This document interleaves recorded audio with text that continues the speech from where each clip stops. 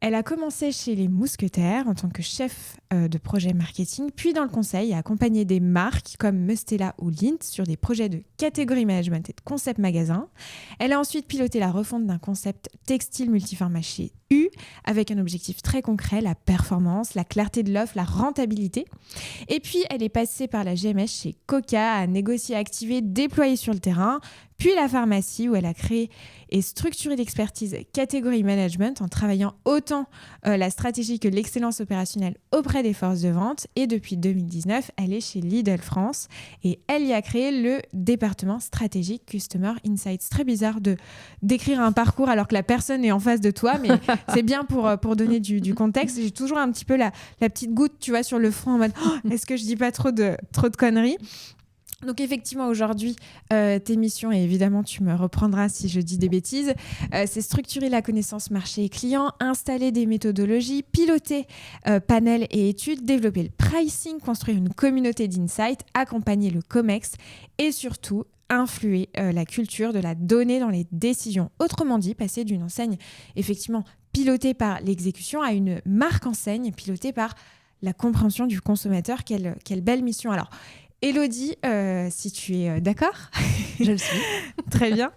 J'ai ton oui, effectivement. Donc, je vais pouvoir creuser et te proposer de te prêter au jeu suivant, effectivement, de relire ton parcours.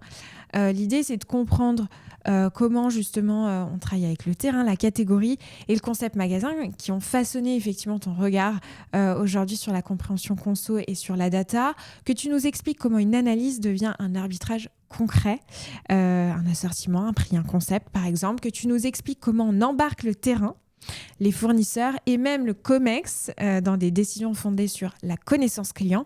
Et puis que tu nous dises comment tu imagines le commerce alimentaire de demain à l'heure où effectivement la data, les dashboards en temps réel sont prépondérants et surtout on a l'arrivée de l'intelligence artificielle qui commence effectivement à influer dans les décisions d'achat. Donc auditeurs, auditrices, si vous êtes chef de secteur, catman, chef de produit, dirigeant, directeur commerciaux, peu importe. L'idée, c'est pas de parler de panel ou de méthodologie, mais c'est bien de prendre de la hauteur et de comprendre comment on peut mieux décider. Je sais que ça te parle. Qu'est-ce que c'est ambitieux. Comment arbitrer dans un contexte et dans un commerce qui est devenu effectivement ultra exigeant.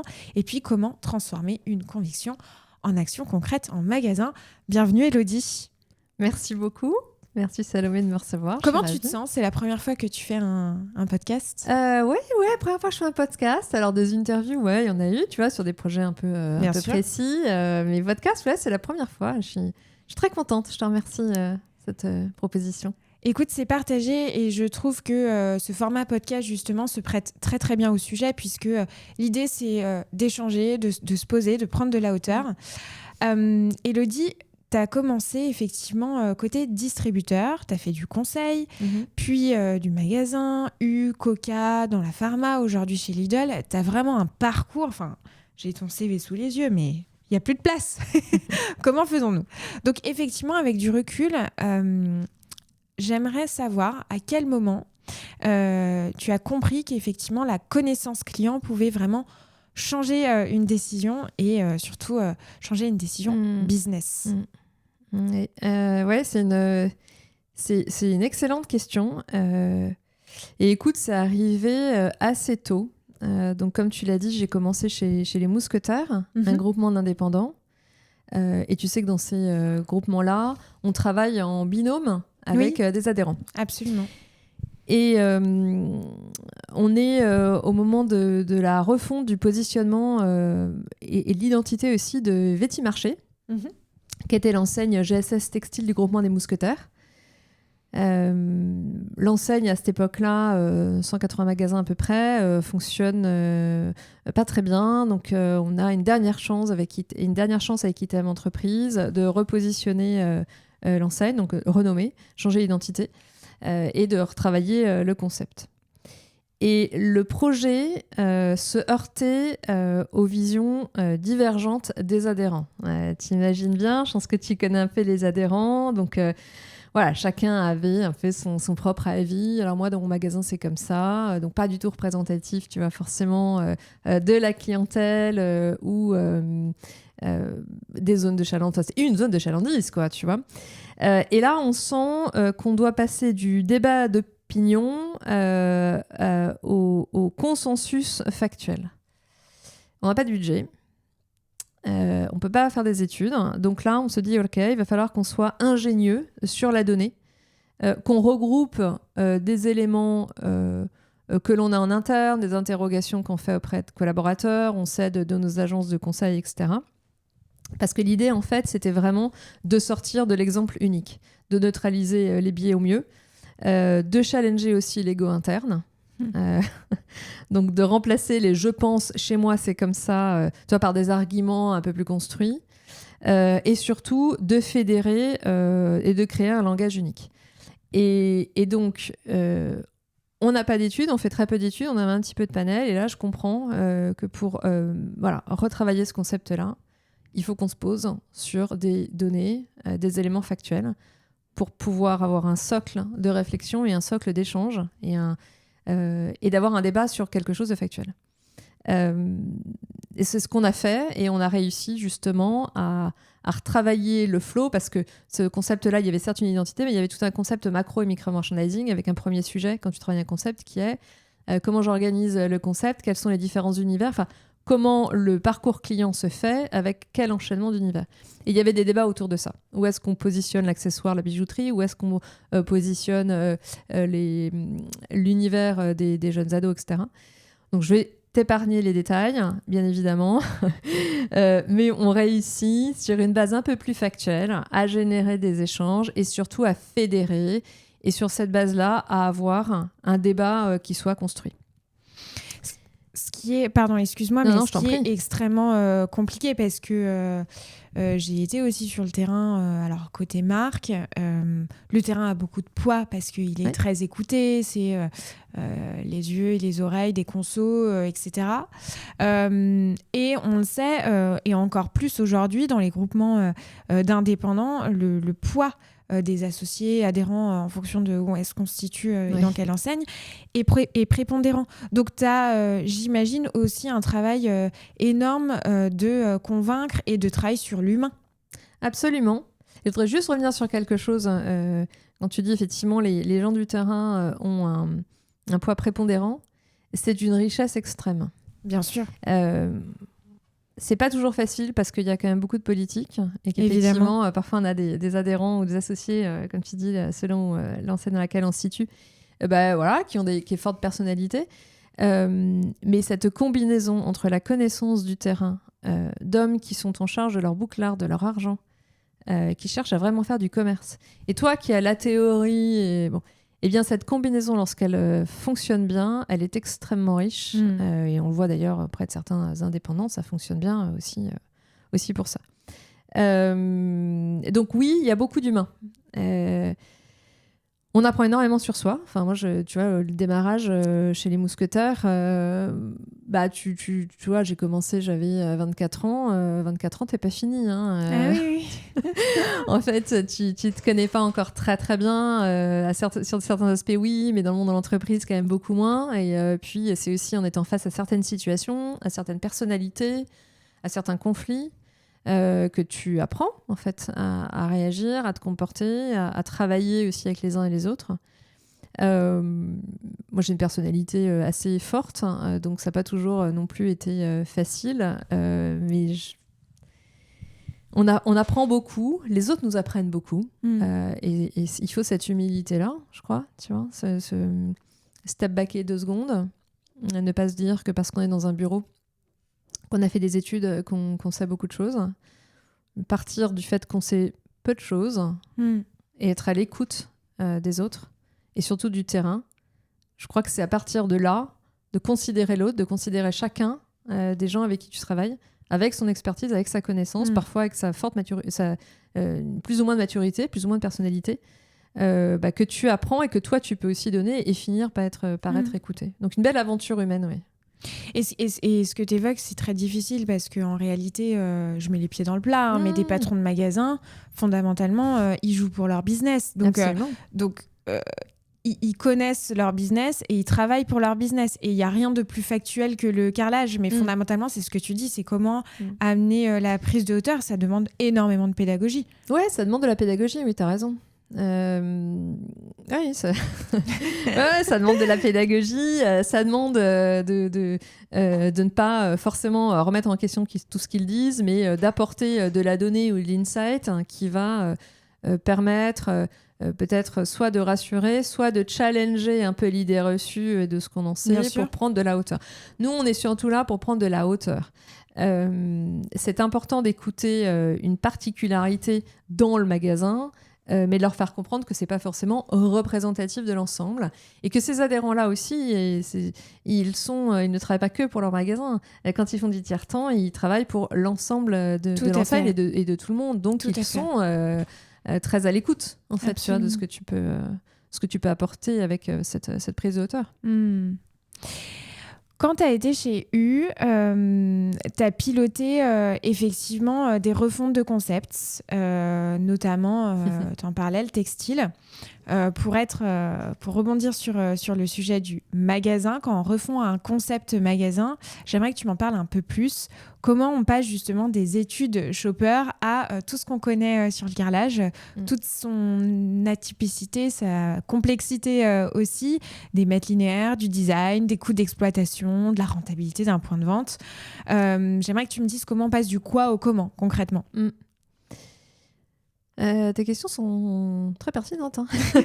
J'ai bossé dessus. Ouais, non, c'est un vrai bon point. Moi, j'ai connu l'époque où on se mettait à faire des concepts avec des agences de design de grande renommée et on s'attelait au design. Que ce soit beau. Mais et puis certains concepts sortaient avec une petite problématique merchandising ou qui ne correspondait pas forcément à la structure d'offre ou pas forcément à la praticité aussi des équipes. In fine, ne répondait pas forcément correctement aux besoins clients et à l'ambition commerciale de l'enseigne ou d'une marque. Donc, la donnée, l'étude shopper, elle est structurante, elle doit arriver dès le début. Et quelqu'un qui t'en parlerait très bien, c'est Sébastien Tourné de l'agence Cross, parce qu'ils ont fondé en fait leur fonctionnement sur ça. Comprendre le comportement du client, comment il achète dans cette marque, comment il achète dans ce magasin. On ne va pas acheter forcément de la même façon dans un magasin de proximité, dans un hypermarché ou dans une GSS bio. Tu vas me dire, j'enfonce des portes ouvertes. Mais comprendre le comportement, mapper les missions par catégorie, ça va te permettre de définir les zones. Le parcours client, les univers.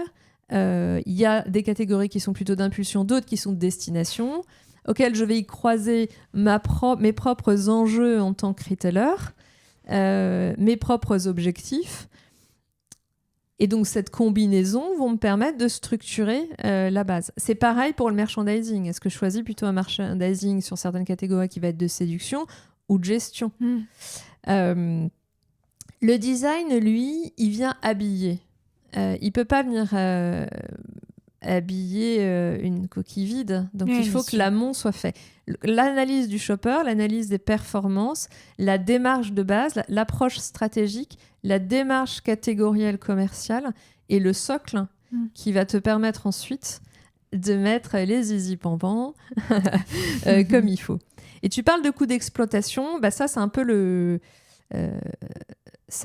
choc de la réalité, quoi. C'est l'arbitrage des coûts au mètre carré. Alors, effectivement, moi, j'ai grandi dans la grande distribution, donc les ratios, ce qu'on appelle le coût-outil, doit être maîtrisé, et le ROI doit être maîtrisé un minimum. Voilà, avoir un joli meuble, c'est une chose. Si c'est pas pratique, qui se nettoie difficilement, par exemple, même pour les équipes, ça ne sert à rien. Quelque chose qui est fondamental dans tous les cas, dans un concept, c'est aussi de tester. Donc, je te parlais des études shopper en amont. tu vois, qui définissent vraiment ce socle et ce fond. Mais c'est aussi de pouvoir tester. Alors, aussi bien tester un prototype mobilier que tester un prototype de concept. Bien sûr. Le tester d'un point de vue opérationnel, usage, mais aussi auprès de clients. Comprendre, est-ce que, non pas juste, est-ce qu'ils trouvent ça joli, est-ce que, et c'est là où l'étude et la façon de mener l'étude et d'interroger est importante. Établir un questionnaire, tout le monde peut le faire, mais ça s'établit en fonction de ce qu'on va chercher, en lien avec les objectifs. On a créé ce concept avec des ambitions qui soient très claires, juste pas qu'il ne soit beau. C'est pas ce qui fait le business, sauf quand on est une grande marque de luxe. Finalement, l'étude shopper, c'est la partition de musique, finalement, tu vois. Toute l'approche shopper, l'approche analytique, c'est la partition de musique. Le design, les mètres carrés, c'est l'instrument. Et puis après, t'as les coûts d'exploitation, c'est la solidité des cordes. Ta partition, elle est super. Si tes coûts d'exploitation, tes investissements au mètre carré ne sont pas bien maîtrisés, c'est-à-dire si tes cordes craquent, cassent, on dit plutôt, c'est foutu. Et donc, un nouveau concept, travailler sur un concept, c'est, je crois, la meilleure façon de le penser à moyen long terme, c'est cette façon-là. Partir du shopper, du comportement, en lien avec qui on est. Parce que souvent on me dit, non mais écoutez Elodie, c'est bien ce que disent les shoppers, mais on va pas le faire comme ça. Oui, peut-être qu'on va pas le faire comme ça, tu as raison, parce que on a un ADN qui est un peu différent, parce que notre ambition est différente. L'étude ne dit pas tout. Mais voilà, c'est une approche, c'est un indicateur, ça épaissit. Par rapport à ce que tu dis, moi ce qui me vient, c'est le fait que l'étude apporte beaucoup de bon sens commerçant, en fait. Oui, fondamentalement, est-ce que tu dis sur certaines choses que tu avances, j'enfonce des portes ouvertes, mais c'est la base en fait. Est-ce que des fois, parfois dans les organisations, on n'est pas trop atomisé, je me permets du terme, par des objectifs très court-termistes et on en perd ce bon sens commerçant et parfois ça permet de remettre juste du bon sens dans nos décisions. Ouais, c'est un vrai bon point, mais comme parfois on peut être surpris aussi. Absolument. Je suis assez d'accord. C'est aussi parfois le phénomène de peut-être le mot de la réassurance que peut apporter, tu vois, une étude. Parfois, oui, on enfonce des portes ouvertes, mais au moins tu poses les choses, c'est factuel. Et parfois, tu es surpris. Parce que justement, parfois, tu as des idées, enfin moi je le vois souvent, la pire des choses, je crois que ce sont les idées arrêtées, c'est le trop de certitude. Ouais. Et ça freine, je crois, ça freine beaucoup de choses en entreprise. Et peut-être essayons tous de garder un peu de... Enfin, les convictions, moi je suis une femme de conviction, donc je vais pas dire qu'il faut pas en avoir, mais il faut toujours garder un peu d'humilité et se dire qu'on ne sait pas tout et que nous ne sommes pas représentatifs de tout. Surtout nous, à Paris, on ne représente pas les modes de consommation des Absolument. Français. Donc oui, dans certaines approches shopper, on revient à des choses qui sont très basiques du bon sens commercial, c'est vrai. Parfois, on a aussi besoin pour monter des argumentaires, revendre les choses, c'est vrai. se rassurer, défendre un projet en interne. Et puis parfois, il faut aussi se dire qu'on ne maîtrise pas tout, on ne maîtrise pas tout du tout. Bien sûr. Et qu'on a besoin justement d'aller interroger, creuser, croiser des chiffres, des données pour prendre du recul. Et voilà, gardons toujours un peu d'humilité. Et les convictions, c'est bien, mais les convictions, c'est pas la même chose qu'avoir des certitudes, de mon point de vue. Ce qui est intéressant aussi dans ton parcours, c'est que il y a eu un shift. C'est qu'effectivement, au début de ta vie professionnelle, tu as été plutôt chez le distributeur. Ensuite, côté conseil, et tu es allé chez l'industriel, et pas n'importe lequel, Coca. Effectivement, tu étais au cœur du shopper marketing, très terrain, très activation. Qu'est-ce que ça comporte en termes de changement de paradigme quand on passe du distributeur et du conseil chez un leader de catégorie? En quoi ça a impliqué ton rôle et tes responsabilités?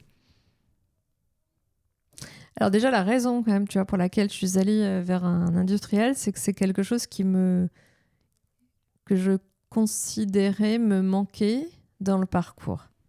Je connaissais bien le retail. J'avais touché le retail, le conseil, mais J'ai convaincu que la genèse de l'étude Shopper, de l'approche catégorielle, elle était plutôt bien travaillée chez les catégories Captain. J'ai donc cette opportunité, tu vois, d'aller chez Coca. Et là, effectivement, alors, tu es quand même dans le rôle du conseil. Hein. Tu as une casquette de conseil parce que du coup, tu travailles avec des enseignes ou des enseignes à grande distribution. Puis, dans un deuxième temps, c'était plutôt des enseignes de leur foyer. Mais tu ne maîtrises pas le magasin. Donc, toi, tu es là pour trouver les conseillers au mieux sur une approche qui soit catégorielle, marketing, au service de tes propres marques, mais et au service de leur business aussi. C'est toute l'approche du catégorie management de façon assez pure, j'ai envie de dire, telle que définie dans par le CR, pardon. Voilà, et c'est aussi la genèse du catégorie management dans les pays anglo-saxons où tu ne travailles pas que pour ta marque et la catégorie sur laquelle tu es, mais bien, ou le segment sur lequel tu es, mais bien à destination de la catégorie au global en collaboration avec le distributeur. Ce qu'on avait essayé de faire à l'époque avec Coca-Cola. Donc, ce que ça change en termes de paradigme, c'est que tu vas convaincre, en fait, tu vas discuter avec tes distributeurs, tu vas les écouter.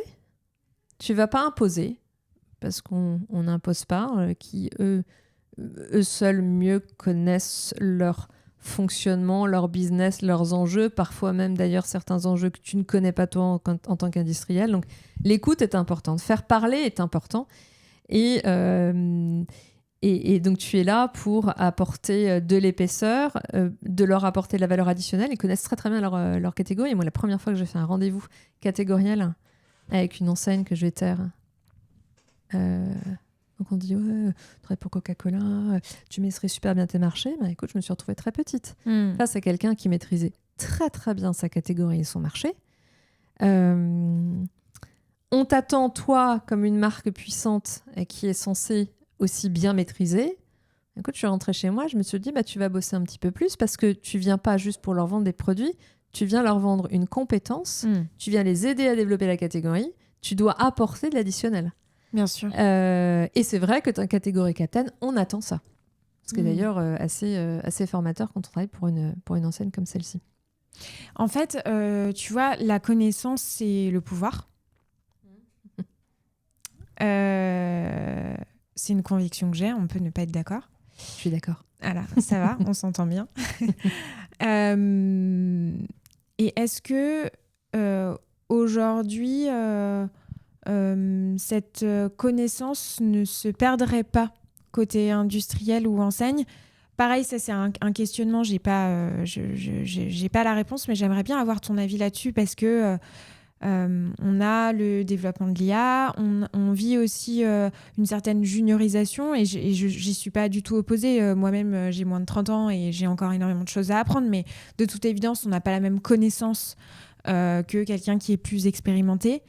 Et donc, ça me pose la question de me dire, toi, quand tu étais chez Coca à l'époque, tu sentais une expertise, alors c'est sur, encore une fois, un sujet particulier, une enseigne particulière, etc. Mais qu'est-ce que tu observes, toi, aujourd'hui, des enseignes et des marques sur la connaissance de leur catégorie ? Une question très longue pour... Alors, il y a pas mal de sujets dans ce que tu dis. Je crois que sur la...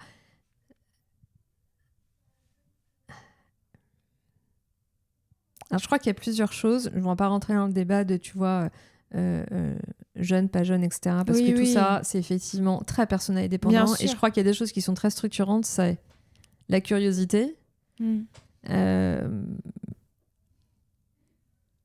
Aimer ce qu'on fait, ça change quand même beaucoup de choses.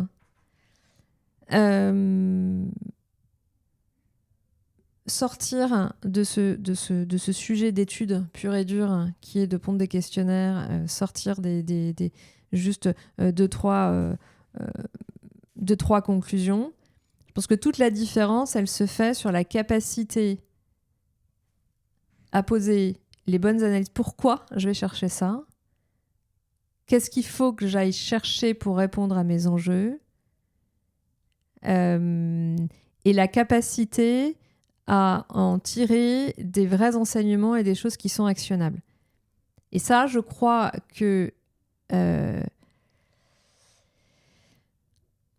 oui, je pense que l'expérience et la maturité aident plus. Mais tu vois, je peux te prendre par exemple, j'ai une équipe aujourd'hui, ils sont jeunes, mais une prise de recul qui est assez importante aussi parce que chez nous, on va être ils vont travailler sur plusieurs marchés. Donc, il y a aussi une vélocité peut-être intellectuelle qui permet d'aller assez straight to the point sur les choses, tu vois, qui font mal ou pas. Tourne peut-être moins en rond dans une cage qui est juste une catégorie. C'est vrai qu'aujourd'hui, ce que j'ai pu voir, c'est que souvent, on considère le category management comme étant le passage un peu obligé. Puis les gens restent 2 mois. 2 ans, pardon. 1 an, 2 ans. Je crois que dans nos métiers, le fait d'être épais dans ce qu'on raconte, ça n'est pas que la résultante d'une étude qu'on a faite, mais c'est aussi dans ce qu'on connaît, dans ce qu'on lit, dans la curiosité qu'on a, parce qu'on prend du recul et qu'on réussit d'être aussi un peu plus épais dans ce qu'on recommande et juste une étude. Et tu parlais de l'IA, c'est marrant parce que souvent on me pose la question, de dire, toi ton métier avec l'IA, waouh, c'est pas gagné. Ben, je suis pas d'accord. Pas du tout. L'IA, c'est un outil formidable. Il faut vivre avec son temps. Ça fait gagner un temps monstre. Tu vois, je te prends par exemple les études qualitatives ou les études de verbatim. Bah, merci l'IA. Hein. C'est clair. On gagne du temps là-dessus. On gagne du temps sur pour synthétiser des éléments. Ça aide à réfléchir. Moi, tu vois, à l'équipe, je leur dis, mais servez-vous-en. Mais il faut... Je pense que ça, c'est les experts dans leur métier qui savent comment intégrer l'IA. Et ça ne remplace pas tout, mais ça aide beaucoup. Bien sûr. Ça fait gagner du temps. Ça permet d'être, je crois, aussi un peu plus agile, plus réactif.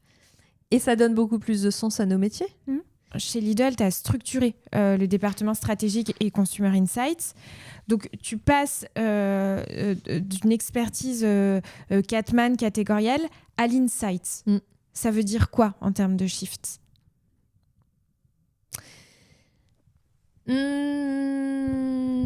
Alors, tout ça, c'est vrai que c'est pas forcément évident. Et puis, il y a pas mal de termes un peu différents. Parce qu'on va parfois parler des études. Dans certaines entreprises, il y a le secteur des études. Le catégorie management, il va être intégré aux filières.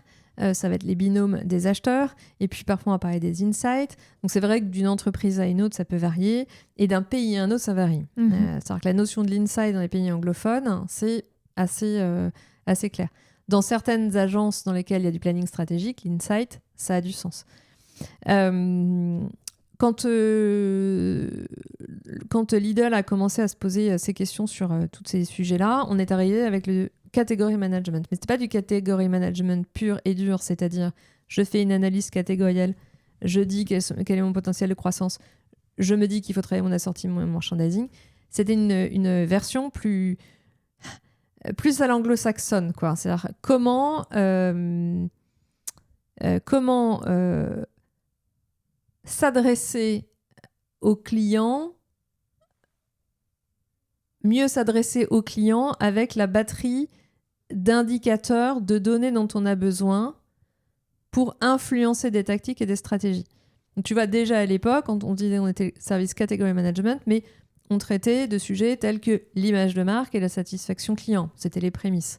Mais ce n'était pas que la catégorie de produits. Donc, ça rejoint le fait que le marketing et le commerce sont extrêmement liés et qu'effectivement, on le raisonnait en 360. Quoi. Exactement. Pour moi, la différence entre un service étude et un service insight... Ça va faire sourire parce qu'on joue un peu avec les mots, mais l'insight, c'est pas juste le résultat d'une étude ou d'un pourcentage, c'est la traduction et la vulgarisation des données. C'est pas facile, hein, on apprend toujours. Je serai à la retraite, que je serai toujours en train, je pense, d'apprendre. C'est excessivement compliqué. Parce que tu fais une étude, tu as les enseignements que tu travailles avec l'institut, tu les délivres, and so what, tu vois, mais concrètement, ça veut dire quoi, le 30% de etc. Qu'est-ce qu'il dit, quoi, en vrai, et comment ça se traduit? C'est là où ça a, je crois, du sens. L'insight, c'est pas aussi que du post-projet ou de l'analyse de résultats, c'est aussi beaucoup de prédictifs. Et c'est ça, là-dessus, c'est pas facile.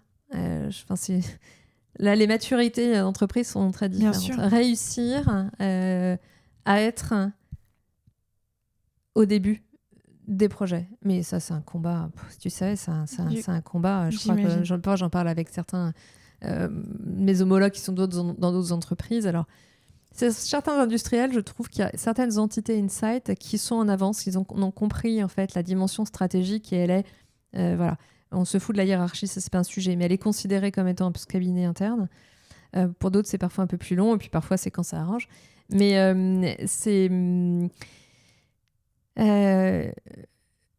voilà. Faire une étude pour se rassurer, oui, c'est la base, mais c'est pas que ça. Et donc, c'est là où, si tu veux, pour moi, les insights, ça a du sens. C'est que c'est sur l'ensemble. L'insight est présent sur l'ensemble de la chaîne de valeur et doit être présent très en amont. Est-ce que c'est réservé qu'aux grands groupes, l'insight et les études? Ah bah non. Pourquoi ma question? Parce que dans un contexte économique où tout pousse à la rationalisation des coûts, de toute évidence, je pose la question de façon légitime en se disant je suis une PME ou une start-up, comment je traite ce sujet d'insight et de compréhension du consommateur sans moyens? C'est une excellente question à nouveau. Encore, décidément. Dis donc, mais dis donc, qu'est-ce que tu es brillante, Salomé. Non, c'est une vraie bonne question. Parce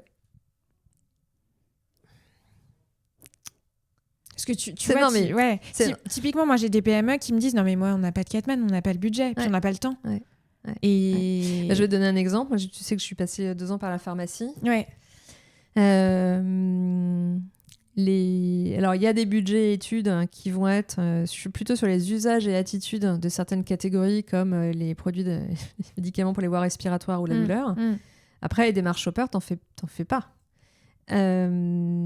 T'as très peu de panels disponibles. Oui, il y en a un dont j'ai oublié le nom d'ailleurs. Mais bon, il n'y a pas énormément de données. Oui, mais enfin, ça n'empêche qu'il faut quand même que tu aies un peu de matière. Tu as un peu de matière pour réfléchir à la façon d'orienter les éléments, mais aussi sur la création des argumentaires, au discours que tu vas tenir auprès des groupements de pharmacie ou des pharmaciens quand tu es attaché commercial. Donc ça, c'est un élément de réponse. C'est oui, tout le monde n'a pas forcément du budget. Et puis de toute façon, c'est pas aussi parce que tu peux avoir beaucoup de budget qu'il faut passer son temps à faire des études et à mandater des instituts. Donc la question, je pense déjà toujours à se poser, c'est qu'est-ce que j'ai besoin de comprendre sur mes catégories de produits, sur mon marché, sur ce circuit de distribution. Qu'est-ce que j'ai à disposition? On a toujours plein de choses. En fait, on a souvent beaucoup de choses à disposition. La donnée interne, typiquement, si tu sais dealer un peu avec, c'est parfait. Tu as un programme de fidélité. Et si tu es un peu malin déjà avec tes données-là, tu peux faire des choses. Si tu es encore un peu plus malin, tu sais ce qu'il faut poser comme quelques questions à certains moments du parcours pour bénéficier de données clients pour ensuite en faire des choses. Et puis, on a aussi beaucoup de choses qui sont à disposition, tout de même. 2 choses. Il y a quand même beaucoup d'études qui sont parfois syndiquées et proposées sur Internet. Et puis, il y a une deuxième chose, c'est le magasin. C'est sortir de son bureau, c'est aller voir ce qui se passe, c'est être malin. Faire des démarches catégorielles sans études shopper, c'est peut-être moins bien, mais le shopper, tu peux aussi aller à sa rencontre. Je crois qu'il y a quand même beaucoup de choses. Donc non, je pense qu'il y a des choses qui sont possibles. Et si, il y a une deuxième chose aussi quand même, c'est que tu peux... et ça, c'est la genèse du category management. Il y a des échanges des business reviews qui sont intéressantes, qui sortent du débat transactionnel des box de négo, Tellement. qui sont fondamentaux. Absolument. Nous, on rencontre des industriels sur des débats de catégorie. Et d'ailleurs, on avait fait un projet, mais la première fois qu'on s'était vu, qu'on s'était rencontrés. D'ailleurs, je crois que c'était lorsque j'avais pris la parole sur un projet qui avait fait parler, là, le projet avec L'Oréal. Ouais. Lidl et L'Oréal, imagine. Là, c'était le truc un peu fou. On avait réussi à avoir des échanges catégoriels extrêmement constructifs. Eux maîtrisent très bien leurs consommateurs, leur marque. Nous, on maîtrise très bien notre business, nos enjeux. Quand on sait tous les deux de quoi on parle, on définit les choses de façon collaborative. Et puis, tout le monde... c'est positif pour tout le monde, tu vois. Je pense qu'il ne faut pas avoir peur de ça. Et puis après, personne ne se fait violer dans l'histoire. Donc en fait, chacun a suffisamment de discernement et d'intelligence pour pas ouvrir la boîte de Pandore de toutes les données s'il faut, mais d'en partager un minimum. Et puis, ce qu'il faut voir aussi, c'est ce que ça peut nous apporter. Et moi, je suis convaincue d'une chose, c'est que le collaboratif et le mélanger les expertises, parce que là encore, personne ne maîtrise tout, quoi. Tu vois, donc, c'est sûr. Il faut pouvoir bénéficier des expertises des uns, des autres, être dans des échanges qui soient épais et constructifs, avec parfois un peu de courage, quoi. Aussi, de dire non, je suis pas d'accord. Et c'est bien de pas être d'accord. Oui. Puis parfois, on change d'avis. C'est ce qui fait avancer les choses. C'est l'inverse qui sclérose.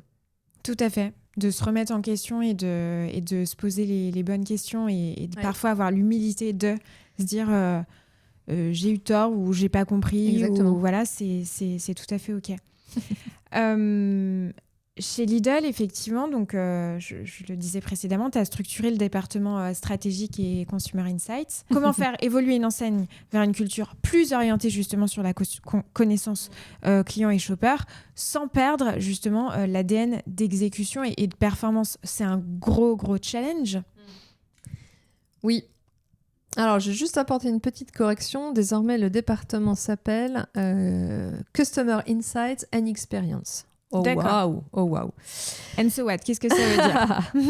Customer. Donc, tu vois, tout part du client. Connaissance du client. Comment générer de la connaissance sur le client en vue de toujours mieux améliorer son expérience à la marque, que ce soit sur l'ensemble du funnel. Alors ouais, tu as raison. Les insights dans une enseigne discount, ça pourrait être perçu plutôt comme un frein et ça pourrait être perçu comme apporter de la complexité. On va vite, on va très vite, on est extrêmement réactif. Mais ce qu'il faut se dire, et c'est ce que j'essaye au mieux de dire, c'est que finalement, l'insight, c'est pas l'ennemi de l'exécution, mais c'est censé être un accélérateur, c'est censé être un générateur d'évidence. Donc il ne faut pas opposer les données, les insights à l'action, au contraire. Alors c'est vrai que nous on a la chance d'être dans une enseigne qui est internationale avec une entité globale qui est assez forte, tu vois, sur des sujets et des fonctions support. Moi, j'avoue que c'est une collaboration que j'aime beaucoup.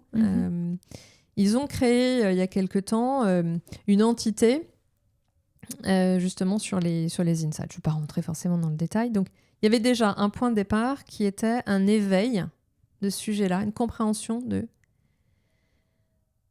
OK, on est discounter, on doit répondre à des besoins clients, on a un concept commercial qui doit être uniforme, mais d'un pays à un autre, il y a des comportements shoppers qui sont différents. Ah oui, les Serbes, les Allemands, les Anglais, les Français ont des comportements qui sont différents. Il y a des habitudes de consommation qui sont différentes. Il y a un panorama concurrentiel qui est différent. Le poids des discounts peut être différent. Donc, il y a des choses qui sont différentes auxquelles il faut être attentif pour pouvoir approcher les stratégies et les tactiques parfois peut-être adaptées. Donc, c'est vrai que voilà, il y a eu quand même ce support-là qui était très précieux, composé d'ailleurs de collègues qui sont absolument passionnants et on se parle un peu le même langage, donc ça c'est plutôt chouette. Et il y avait aussi une conscience il faut peut-être qu'on sorte un peu du gut feeling, ce qu'on appelle le gut feeling chez nous, même si c'est très riche parce que ça a permis quand même de faire bien fonctionner les choses. Et là encore, l'intuition, parfois la conviction, ne sont pas à mettre de côté.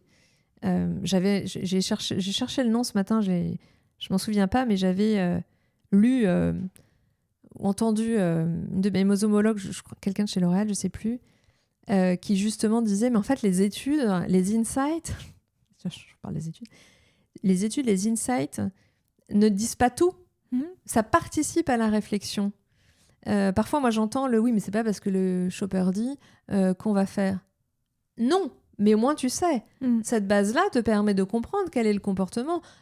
On va mettre ensuite dessus notre ambition, notre stratégie, et tout ça va bien fonctionner ensemble. Ça va être affaire de parti pris, en fait, derrière. Et puis, il faut parler le langage du business, quoi. Les KPIs, le ROI. Enfin, en tout cas, ce qui est sûr, c'est que quand on monte un département comme ça, l'idée, c'est pas de transformer les opérationnels en analystes. C'est pas ça. L'idée, c'est de trouver comment les armer au mieux. Alors, ça se voit moins. C'est ça qui est pas évident, tu vois. Quand il y a des sujets, ça se voit, ça se lit. On va faire de la com, on va faire du marketing, tout ça, ça va se voir. C'est un impact court terme. Oui, aussi. Nous, ce qu'on fait, ça se voit pas forcément, mais on est là, on est là pour infuser. Et donc, c'est passer du temps parfois avec des collaborateurs, leur expliquer, faire en sorte qu'ils s'en servent. La victoire, c'est quand parfois, dans certaines réunions, je m'aperçois que les insights ont été utilisés, que les conclusions qu'on a portées, ils les portent, qu'ils se sont fait les conclusions, c'est là où ça fonctionne. Tu vois, c'est là où c'est ce à quoi il faut réussir à arriver.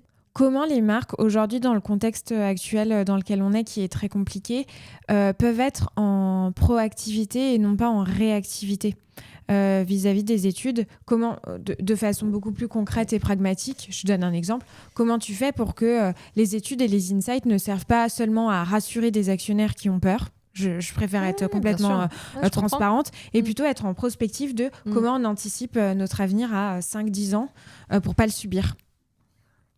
Waouh. Alors, là encore, il y a pas mal de sujets abordés. Alors, il y a un point qui est intéressant là, dans ce que tu dis, parmi d'autres, mais il y en a un qui m'intéresse, qui est comment on fait pour être peut-être un petit peu plus proactif. C'est vrai que les insights, les études, souvent, la base, c'est de rassurer. On vient vers toi après. Ou alors chercher l'insight pour justifier une prise de parole ou autre. C'est pas grave, ça fait partie du truc. C'est le filet de sécurité, ok. Maintenant, je crois que il faut qu'on réussisse, nous, à être présents, là encore, sur l'ensemble de la chaîne. Il y a des analyses de performance, d'impact qui sont essentielles, parce que de ça aussi, on apprend pour les coups d'après. Oui. Voilà. Mais on doit réussir à être là très en amont des projets.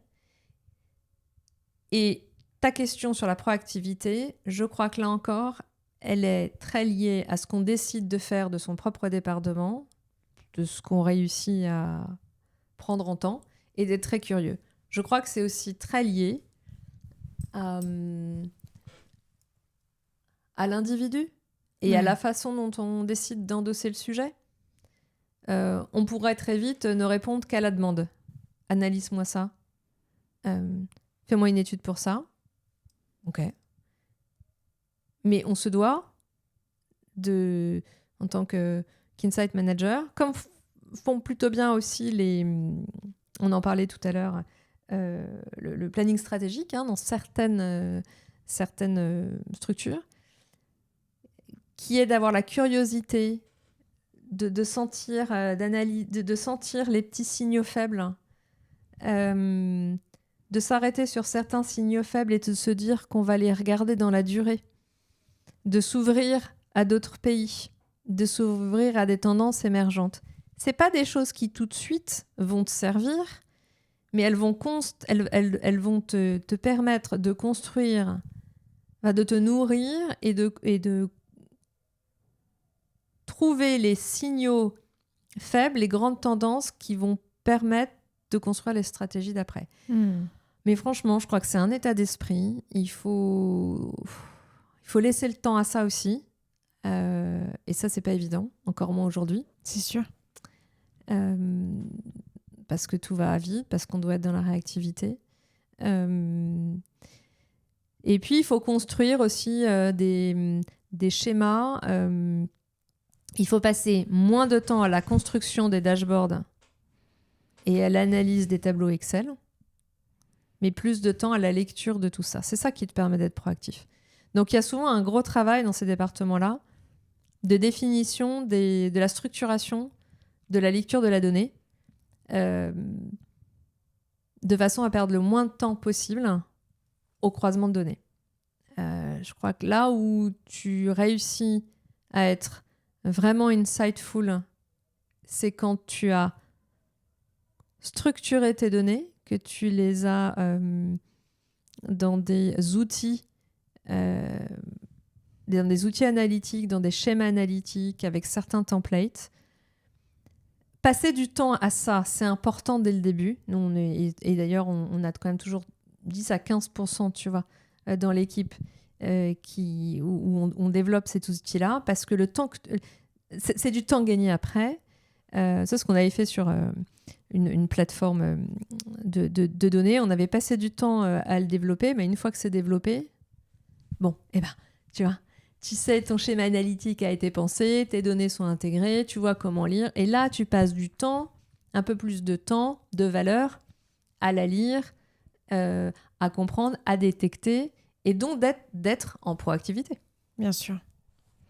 Ça implique aussi effectivement une vraie connaissance des insights, des études. Toi, tu travailles aussi au quotidien avec les membres du COMEX. Comment tu présentes la data justement pour qu'elle éclaire certaines décisions sans complexifier notamment? Alors, déjà, il n'y a pas de recette miracle, hein. Parce que c'est pas à des fonctions qu'on parle et c'est à des individus. Et je pense que parfois moi-même j'ai pas toujours les clés. Donc ça aussi, ça fait partie toujours des choses qu'on apprend. On s'adapte. Ce qui est sûr, c'est que qu'on s'adresse à des membres du COMEX ou à un niveau C-level. Pour moi, il y a 3 piliers, je crois, importants. C'est de éviter le trop de bruit. Et c'est pas évident parce que nous, on a toujours envie de raconter plein de choses. Comme on sait plein de choses, on a envie de raconter plein de choses. Ça, c'est... on a envie de tout dire. Mais non. Donc, il faut détecter la pertinence, quoi. Il faut, tu vois, passer les informations au filtre de la pertinence. Et c'est pas toujours évident. Il faut que les choses aussi prennent le temps d'infuser pour permettre d'agir. Je crois que, alors, il y a une chose dont je suis convaincue, c'est le storytelling versus dashboard. Et ça, c'est un grand débat. C'est pas évident. Qu'est-ce que ça veut dire concrètement? Tu vois, raconter t'as le dashboard, t'as one page, t'as 2 one page avec des données. Tu les vois, tu les lis. Et le storytelling, c'est l'histoire que tu vas raconter autour de ça. Je suis plutôt storytelling. J'aime plutôt raconter les histoires, mais parfois le dashboard rassure. Donc il faut réussir les deux. Pour moi, le dashboard, ça s'envoie. Quitte à prendre du temps avec chacun pour expliquer ce qu'il y a dedans. Et après, tu fais ton storytelling. Mais parfois, quand tu fais ton storytelling, c'est un parti pris que tu as sur quelque chose aussi. Et parfois, ça rassure pas. Parce que c'est un parti pris que tu as à un moment donné. Ouais. Alors que si tu as le dashboard sous les yeux, tout de suite, hop, tu vois, tout rentre plus facilement dans les cases. Moi, je pense que je reste convaincue que pour s'adresser à des grands décideurs, je crois que déjà, il doit y avoir une relation de confiance. C'est important. Et il vaut mieux storyteller. Voilà, ça n'empêche pas qu'il y ait du dashboard d'ailleurs, mais je crois que les échanges doivent être autour du storytelling. Et puis, il y a un autre sujet aussi qui est de réussir à vulgariser sans être trop infantilisant. Et c'est pas évident là encore parce que parfois, on parle pas de la même façon un directeur marketing ou un directeur finance. Enfin, tu vois, parce que c'est normal, le quotidien n'est pas le même, les KPIs avec lesquels ils deal ne sont pas forcément les mêmes. Donc, tu peux parfois soit aller trop vite, soit parfois prendre des pincettes pour expliquer la chose, mais qui peut être perçu comme infantilisant, ce qui n'est pas du tout. Donc, je crois que... voilà. Et puis voilà, il faut une dose de...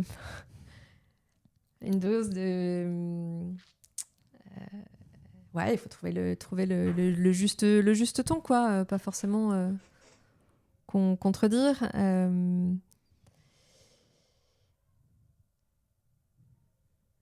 Ouais. Ça me fait réfléchir à plein d'autres choses. Là, Oui, bah, je me doute. Et aussi, les insights et les études servent beaucoup à la recommandation stratégique. Pour moi, c'est ce qui, d'un point de vue extérieur, encore une fois, fait aussi toute la différence entre la recommandation, enfin, storyteller, expliquer par rapport à un dashboard qui peut être interprété de mille et mille façons en fonction de notre poste, de nos convictions, de notre place dans l'entreprise. Il y a évidemment toute la politique qui rentre en compte, etc. Ce qui m'amène à te poser la question, c'est quoi pour toi une bonne recommandation stratégique ? Tac. La bonne recommandation stratégique...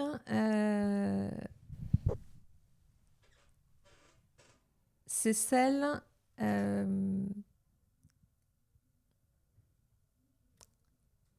qui gratte un peu, qui pique un peu.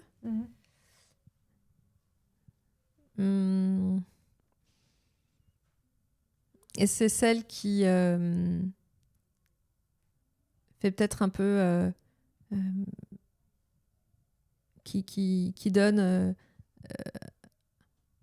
un peu plus de vision, qui sur le coup tu vois, pique un peu, gratte un peu ou fait réagir parce qu'on ne sait pas trop quoi en faire. La recommandation stratégique, elle n'est pas tactique. Et donc, quand tu as émis des recommandations stratégiques, il y a encore tout à faire. Mais c'est celle qui structure, c'est celle qui est le point de départ pour ensuite faire travailler les leviers. C'est celle qui, à un moment donné, voilà, peut-être un peu, au bout de peut-être quelques jours, quelques semaines, crée une évidence et le socle de réflexion et de travail opérationnel par la suite. Et puis, alors après, oui, tu vois, je pourrais dire, bah oui, c'est celle qui change vraiment les choses, mais une recommandation stratégique, ça peut parfois être on est fort là-dessus, on reste fort là-dessus. Ok, bon, bah c'est pas dingue, hein. Eh ben si, en fait. Ouais. En fait, poser une stratégie, une recommandation stratégique, je crois que c'est une recommandation qui a réussi à naître d'une bonne combinaison d'analyse d'un environnement, d'un marché, de où l'enseigne ou la marque se situe et de ce vers quoi elle va aller, avec des enjeux parfois qui sont à court, moyen, long terme. Ça va dépendre, en fait, tu vois. Les enjeux commerciaux sont parfois assez différents, enfin, sont même d'ailleurs toujours très différents. Et c'est quand tu réussis à combiner l'ensemble, voilà, je crois que tu réussis à avoir une bonne recommandation stratégique qui peut aussi bien porter sur une catégorie sur laquelle il faut capitaliser parce que c'est une force, ou qui est de se dire il faut lancer un nouveau service parce que ça va pas. Tu vois, enfin, ça peut porter sur absolument n'importe quoi. Bien sûr. Ouais, je pense que c'est ce qui est en tout cas structurant et qui permet ensuite de travailler de façon efficiente avec aussi des KPIs. Ouais. Élodie, je te propose qu'on se penche sur cette fin d'épisode, sur l'avenir des insights et des études. On parle beaucoup d'intelligence artificielle, on en a parlé succinctement ensemble. C'est un peu la crainte, ou en tout cas, il y a tout un débat autour de ça, de se dire effectivement, est-ce que les intelligences artificielles vont nous remplacer ou bouh. L'idée, c'est de se dire comment toi, à l'inverse, tu vois évoluer ton métier avec l'intelligence artificielle et à quoi pourrait ressembler ton métier dans les 5 et 10 prochaines années. Alors écoute, peut-être que tu vois, j'ai un peu dit, finalement je suis en train en t'écoutant là, je me dis j'ai un peu parlé de ça tout à l'heure, parce que c'est vrai que l'intelligence artificielle dans le monde des insights est un vrai sujet, hein. Il y a pas mal d'articles qui sortent, de prises de parole autour de ça. Je crois que ça ne remplacera jamais notre métier, parce qu'elle est à la rencontre des clients et les interroger. Je pense que ça va être difficilement une IA qui va pouvoir le faire. Ça va le faciliter, mais une IA, je trouve que ça doit quand même être nourri aussi. Oui. Je pense que c'est un outil qui va faciliter certains process, faire gagner du temps, mais qui pourrait presque finalement permettre de donner le juste rôle à un insight manager, parce qu'il aura plus de temps. Enfin, le temps approprié, c'est pas plus de temps, puisque l'idée c'est d'aller plus vite, mais d'avoir le temps approprié à l'analyse et à la vulgarisation du message. Aujourd'hui, tu vois, tout à l'heure, tu parlais effectivement des budgets qui étaient pas élevés, mais c'est pareil pour les équipes, parce que souvent on se dit, non, quand même là, faire des études, faire un questionnaire, c'est facile, faire ceci, c'est facile. Non, il faut quand même, il faut des équipes. Et donc, quand tu fais à la fois la prise de brief, la rédaction de ton questionnaire, l'analyse, pour ensuite lever la tête, dégager les bons insights, tout ça, c'est quand même de la matière grise. Bien sûr. Donc, je pense que ça va effectivement nous aider demain, mais c'est pas forcément lui, c'est pas l'IA qui fera forcément le storytelling, c'est pas forcément lui qui sortira les bons insights, les bonnes recommandations en lien avec tu vois, les enjeux du moment que l'IA ne connaisse pas. Ce que sera le métier de l'insight dans 5 ans, écoute, moi je pense que c'est... je ne sais pas. Et une chose dont je suis convaincue, c'est que cette matière grise, cette connaissance, on en a fondamentalement besoin.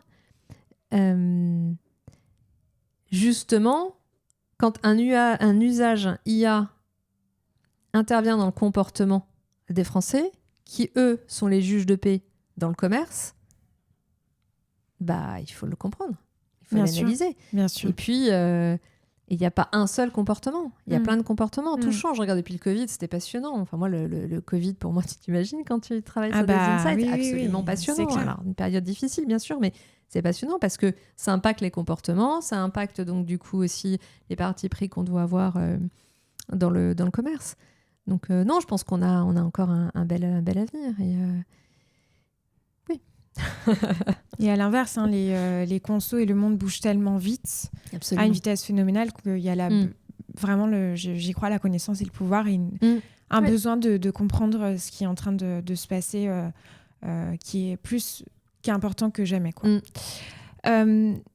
Élodie, pour conclure sur cet épisode, 2 questions. La première, si tu devais donner un conseil à tous les auditeurs qui nous écoutent, alors tous ont des postes, des rôles, des responsabilités complètement différentes dans les organisations, chef de secteur, Catman, chef de produit, il y a des acheteurs aussi qui écoutent Sans filtre ajouté. Comment ils peuvent, de façon pragmatique, mieux utiliser justement la connaissance client dès demain matin, là, pour ceux qui sont sur le terrain ou chef de produit ou autre? Alors, en effet, les profils étant différents, t'imagines, c'est pas évident de répondre à cette question, mais il y a une chose qui me vient, c'est peut-être de toujours se poser la question de qu'est-ce que j'ai besoin, de se mettre à la place du client, et du coup se dire de quoi j'ai besoin pour m'aider à réfléchir autour de mon nouveau produit, de réfléchir autour du discours que je vais tenir au chef de rayon quand je suis chef de secteur. C'est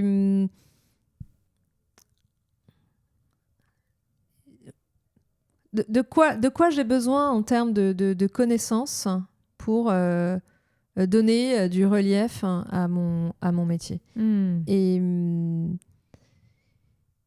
Et puis aussi, pour certains métiers, c'est l'écoute. Je crois que ça, c'est passer du temps à écouter. Et parfois, écouter, c'est pas que dans un échange one-to-one, hein, c'est l'écoute, c'est la curiosité. Enfin, c'est l'écoute. Écouter des podcasts. Écouter des podcasts, absolument. La curiosité. Ouais. Lire. S'intéresser à ce qu'il y a autour de nous. Le monde dans lequel on est. Et puis, quand on est face à un client, oui, passer du temps à l'écouter, à le faire parler, poser des questions. Et puis, parfois, on pose des questions, on a des réponses un peu surprenantes. Faut la reposer différemment. Et c'est ce qui nous permet aussi, après, de peut-être poser un peu mieux les données, les insights qu'il va falloir. Mais en tout cas, il y a un truc, c'est que je crois que jamais... Il n'y a pas de modèle. Il n'y a pas de recette clé. Et on essaye beaucoup de rendre les choses très efficaces et pragmatiques, mais il y a quand même aussi des choses où parfois, en vrai, non, il faut se reposer 1000 fois la même question, il faut toujours la reposer, il faut prendre du recul. Prendre du recul. Et puis, tu sais, le truc, non, mais je sais exactement ce qu'il veut. Moi, je me suis surprise, des fois, à dire, non, mais je sais ce qu'il veut. Non, mais tais-toi, Élodie, tu sais peut-être pas ce qu'il veut. Tu sais, déjà, tu vas reposer la question, tu vas faire formuler, peut-être qu'à la fin, ça sera, tu savais ce qu'il fallait, mais donne-lui l'opportunité de te dire ce qu'il a à te raconter pour comprendre ensuite comment t'ajuster. Et donc oui, tu as raison, ce sujet de prendre du recul sans cesse, et c'est pas facile, sortir la tête. Mais ça, faut se l'obliger. Ouais. Et ça passe par...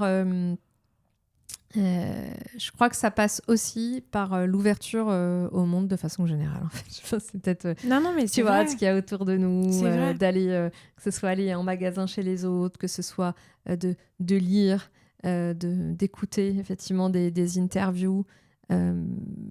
Tout pousse à aller très vite dans notre monde et à prendre des décisions rapidement parce qu'on a accès à beaucoup plus de choses qu'à une époque, ça c'est certain. Mais je te rejoins...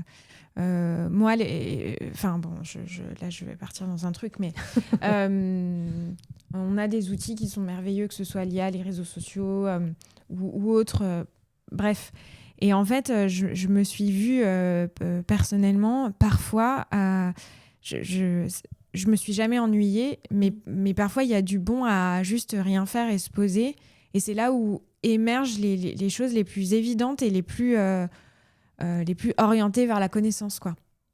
Mais c'est tellement pas évident. Alors, je rebondis là-dessus, je suis tout à fait d'accord. Tu vois, ça me fait parfois penser à des... Tu sens que on te pose un sujet et puis, bon, tu as très peu de temps pour réfléchir, mais tu as tout le reste. Moi, ce que j'essaye au maximum quand je peux, c'est justement d'anticiper longtemps à l'avance certains sujets que je vais avoir, parce que si je commence à y réfléchir maintenant, mais pas en me posant 1 heure derrière mon PC, je l'ai en tête. Je conduis, je vais y penser un peu, je vais faire une connexion avec une lecture, et je sais que mon échéance, elle est dans 1 mois, et que je vais tout poser sur le papier peut-être 1 semaine avant. Mais le fait de l'avoir en tête te permet de faire marcher en fait ton cerveau là, en ouverture et pas sous la pression tout de suite de faire ce qu'il faut faire. Ça nous empêche pas, tu vois, d'être... je pas paraître pour... je passe pas mon temps à réfléchir, si tu veux. Mais il y a des sujets qui nécessitent d'être là, présent en toi. Et tu vas à la salle de sport, parce qu'il faut arrêter de penser qu'on est toujours en train de déconnecter, toujours un peu le boulot, mais ok, t'es à la salle, tu es sur ton vélo, puis tu vas y penser un peu, puis t'as pas de pression là, t'as pas la pression du temps. Donc du coup, tu réfléchis, tu reviens. Moi, j'ai toujours un cahier avec moi, je prends des notes, je note, puis je reviens dessus. La Et douche, c'est le meilleur endroit pour réfléchir. Oui, par exemple, voilà, quand tu te brosses les dents, tu vois. On dit Voilà. qu'il faut brosser les dents dans 3 minutes. Bah, c'est parfait, Voilà. t'as 3 minutes pour Non, réfléchir. mais c'est vrai, c'est Ouais. vrai. Non, c'est vrai. Élodie, pour terminer cet épisode, qui est-ce que tu aimerais entendre sur le podcast Sans filtre ajouté ? Ça peut être une personne, une marque pour un concept particulier, un distributeur. Feel free. J'aimerais bien entendre. Tu vois, Sébastien Tourné, dont je te parlais de Cross, je pense que ça pourrait être effectivement parce qu'il y a une vision des concepts et du merge qui est assez intéressante. Enfin, de loin, c'est Laurent Capion qui s'occupe de la stratégie chez Publicis, voilà, qui a un parcours aussi chez Heineken. Je trouve que ça m'intéresserait de l'entendre. Et je crois que j'aimerais bien aussi entendre certains de mes homologues qui gèrent des insights industriels. Je pense que ça pourrait être intéressant. Bien sûr. C'est bon, j'ai pris la liste. Élodie, merci beaucoup. C'était vraiment un plaisir. C'était extrêmement riche. J'aurais encore mille questions à te poser. C'est bien, on va continuer en allant déjeuner. Où est-ce que les auditeurs peuvent te retrouver s'ils ont des questions sans aucun doute, des remarques sur l'épisode à t'adresser ? Écoute, le plus simple, c'est de se connecter sur mon profil LinkedIn. Ça, c'est assez facile. Et puis, oui, je pense que c'est ce qu'il y a de mieux. Hein, voilà. Ça marche. Merci beaucoup, Élodie. Merci à toi, Salomé. C'est un plaisir. Un plaisir partagé.